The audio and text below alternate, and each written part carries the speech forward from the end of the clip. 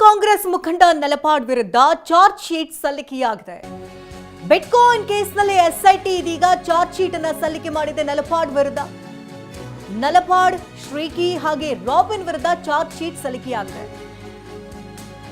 ಈ ಮೂವರಲ್ಲದೆ ಇತರರ ವಿರುದ್ಧವೂ ಕೂಡ ಈಗ ಚಾರ್ಜ್ ಶೀಟ್ ಸಲ್ಲಿಕೆಯಾಗಿದೆ.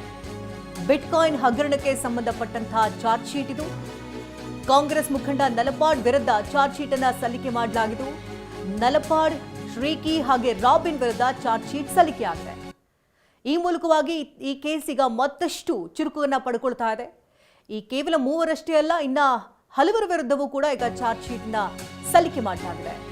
ಪ್ರಮುಖವಾಗಿ ಚಾರ್ಜ್ ಶೀಟ್ ಹಾಗೆ ನಲಪಾಡ್ ವಿರುದ್ಧ ಕೇಳಿಬಂದಂತಹ ದೂರ ಏನು ಅಂತ ನೋಡ್ತಾ ಇದ್ರೆ, ಹಣ ಸಂದಾಯದ ವಿಚಾರಕ್ಕೆ ಸಂಬಂಧಪಟ್ಟಂತೆ ಎಸ್ಐಟಿ ಉಲ್ಲೇಖ ಮಾಡ್ತಾ ಇದೆ. ನಲಪಾಡ್ಗೆ ಶ್ರೀಕಿ ಹಣ ಸಂದಾಯ ಮಾಡಿದ್ದು, ಬಿಟ್ಕಾಯಿನ್ ನಗದೀಕರಣಕ್ಕೆ ನಲಪಾಡ್ಗೆ ಸಂಪರ್ಕ ಮಾಡಿರ್ತಾನೆ ಶ್ರೀಕಿ. ಮೊಹಮ್ಮದ್ ನಲಪಾಡನ್ನ ಸಂಪರ್ಕ ಮಾಡಿ ಶ್ರೀಕಿ ಅದನ್ನ ನಗದೀಕರಣ ಮಾಡ್ಕೊಂಡಿರ್ತಾನೆ. ನಲಪಾಡ್ ಮುಂಬೈ ಸ್ನೇಹಿತರಿಂದ ಅದೆಲ್ಲವೂ ಕೂಡ ನಗದೀಕರಣ ಆಗಿರುತ್ತೆ.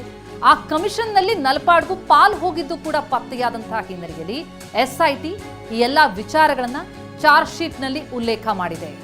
ಸದ್ಯ ಬಿಟ್ಕಾಯಿನ್ ಕೇಸ್ ಬಗ್ಗೆ ಎಸ್ಐಟಿ ಅಷ್ಟೇ ಅಲ್ಲ, ಇಡಿಯಿಂದಲೂ ತನಿಖೆಯಾಗ್ತಾ ಇದೆ.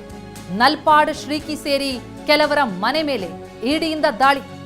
ನಲಪಾಡ್ಗೆ 2 ಬಾರಿ ಇಡಿ ತಂಡ ನೋಟಿಸ್ ಕೊಟ್ಟಿತ್ತು. ಈಗ 3ನೇ ಬಾರಿ ನೋಟಿಸ್ ಕೊಡೋದಕ್ಕೆ ತಯಾರಿ ನಡೆದಿದೆ. ಇಲ್ಲಿ ಸಾಕಷ್ಟು ಹಣ ವರ್ಗಾವಣೆಯಾಗಿದೆ. ಬಿಟ್ಕಾಯಿನ್ ನಗದೀಕರಣ ಮಾಡೋದಕ್ಕೆ ಅಂತ ಹೇಳಿ ಮುಂಬೈ ಸ್ನೇಹಿತರ ಮೂಲಕ ನಲಪಾಡ್ ಹಣವನ್ನು ಕೊಟ್ಟಿರೋದ್ರ ಬಗ್ಗೆ ದಾಖಲೆಗಳ ಪತ್ತೆಯಾಗ್ತಾ ಇದೆ. ನಲಪಾಡ್ಗೆ ಅದರಲ್ಲಿ ಕಮಿಷನ್ ಹೋಗಿರೋದ್ರ ಬಗ್ಗೆ ಕೂಡ ಮಾಹಿತಿಗಳು ಸಿಕ್ಕಿದ್ದು. ಆ ಹಿನ್ನೆಲೆಯಲ್ಲೇ ಈಗ ಎಸ್ಐಟಿ ನಲಪಾಡ್ ವಿರುದ್ಧವೂ ಕೂಡ ಚಾರ್ಜ್ ಶೀಟ್ ಸಲ್ಲಿಕೆ ಮಾಡಿರೋದು. ನಲಪಾಡ್, ಶ್ರೀಕಿ, ರಾಬಿನ್ ಅಷ್ಟೇ ಅಲ್ಲ, ಈ ಕೇಸ್ಗೆ ಸಂಬಂಧಪಟ್ಟಂತೆ ಯಾರೆಲ್ಲ ಭಾಗಿದಾರರಿದ್ದಾರೋ ಹಲವರ ವಿರುದ್ಧ ಚಾರ್ಜ್ ಶೀಟ್ ಸಲ್ಲಿಕೆಯಾಗಿದೆ. ಈ ಬಗ್ಗೆ ಇನ್ನಷ್ಟು ಡೀಟೇಲ್ಸ್ ಅನ್ನ ಪಡ್ಕೋಣ. ನೇರ ಸಂಪರ್ಕದಲ್ಲಿ ವಿಕಾಸ್ ಇದ್ದಾರೆ. ವಿಕಾಸ್, ಬಿಟ್ಕಾಯಿನ್ ಅನ್ನ ನಗದು ರೂಪದಲ್ಲಿ ಕನ್ವರ್ಟ್ ಮಾಡಿಕೊಟ್ಟಂತಹ ಆರೋಪ ನಲಪಾಡ್ ಮೇಲೆ ಇದು. ಈಗ ಚಾರ್ಜ್ ಶೀಟ್ ಕೂಡ ಸಲ್ಲಿಕೆಯಾಗಿದೆ. ಅಂದ್ರೆ ಈ ಮೂಲಕವಾಗಿ ಈಗ ಕೇಸ್ ಮತ್ತೊಮ್ಮೆ ಜೀವ ಪಡ್ಕೊಂಡು ಈಗ ಮತ್ತೊಂದು ಹಂತಕ್ಕೆ ಹೋಗ್ತಾ ಇದೆ. ಚಾರ್ಜ್ ಶೀಟ್ ನಲ್ಲಿ ಯಾವ್ಯಾವ ಅಂಶಗಳನ್ನ ಉಲ್ಲೇಖ ಮಾಡಲಾಗಿದೆ?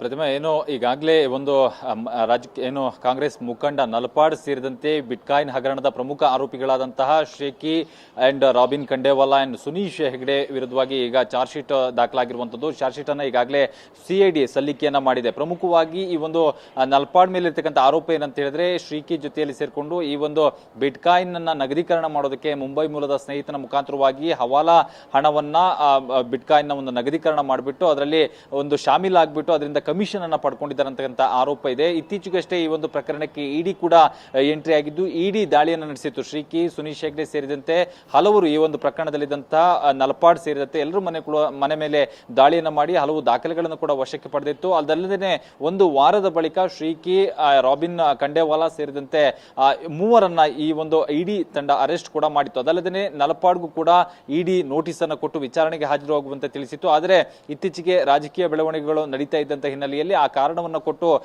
ಇನ್ನು ನಲಪಾಡ್ ವಿಚಾರಣೆಗೆ ಹಾಜರಾಗಿಲ್ಲ. ಸೊ 2ನೇ ಬಾರಿ ಕೂಡ ನೋಟಿಸ್ ಕೊಡ್ತಾರೆ. ಆ ಸಂದರ್ಭದಲ್ಲೂ ಕೂಡ ಡಿ.ಕೆ. ಶಿವಕುಮಾರ್ ಅವರ ಪ್ರಮಾಣವಚನ ಕಾರ್ಯಕ್ರಮ ಅದು ಇದು ಅಂತ ಹೇಳಿ ನೆಪ ಹೇಳಿಕೊಂಡು ಆತ ಏನು ನಲಪಾಡ್ ಅವರು ವಿಚಾರಣೆಗೆ ಹಾಜರಾಗಿಲ್ಲ ಇಡಿ ಮುಂದೆ. ಈಗ 3ನೇ ನೋಟಿಸ್ ಅನ್ನು ಕೂಡ ಕೊಡೋದಕ್ಕೆ ತಯಾರಿಯನ್ನ ಮಾಡ್ಕೊಂಡಿದ್ದಾರೆ. ಒಂದು ವೇಳೆ 3ನೇ ನೋಟಿಸ್ಗೆ ಎಲ್ಲಾದ್ರೂ ನಲಪಾಡ್ ಏನಾದ್ರು ಉತ್ತರ ಕೊಡ್ಲಿಲ್ಲ ಅಂತ ಹೇಳಿದ್ರೆ ವಶಕ್ಕೆ ಪಡೆದು ವಿಚಾರಣೆ ನಡೆಸುವಂತಹ ಸಾಧ್ಯತೆಗಳು ಕೂಡ ಇರುವಂತದ್ದು. ಸದ್ಯ ಈ ಒಂದು ಸಿಐಡಿ ತನಿಖೆಯಲ್ಲಿ ಪ್ರಮುಖವಾಗಿ ನಲಪಾಡ್ ಈ ಒಂದು ಕಮಿಷನ್ ರೂಪದಲ್ಲಿ ಹಣವನ್ನ ಪಡೆದಿದ್ದಾರೆ ಶ್ರೀಕಿ ಮುಖಾಂತರ ಅನ್ನುವಂಥದ್ದು ಮೇಲ್ನೋಟಕ್ಕೆ ಈಗ ಗೊತ್ತಾಗ್ತಿರುವಂತದ್ದು. ಅದರ ಜೊತೆಗೆ ಇಡಿ ಕೂಡ ಎಂಟ್ರಿ ಆಗಿರೋದ್ರಿಂದಾಗಿ ನಲಪಾಡ್ಗೆ ಇನ್ನಷ್ಟು ಸಂಕಷ್ಟ ಎದುರಾಗುವಂತಹ ಸಾಧ್ಯತೆಗಳು ಇರುವಂತದ್ದು. ಧನ್ಯವಾದ ವಿಕಾಸ್, ತಮ್ಮೆಲ್ಲ ಡೀಟೇಲ್ಸ್ಗಾಗಿ.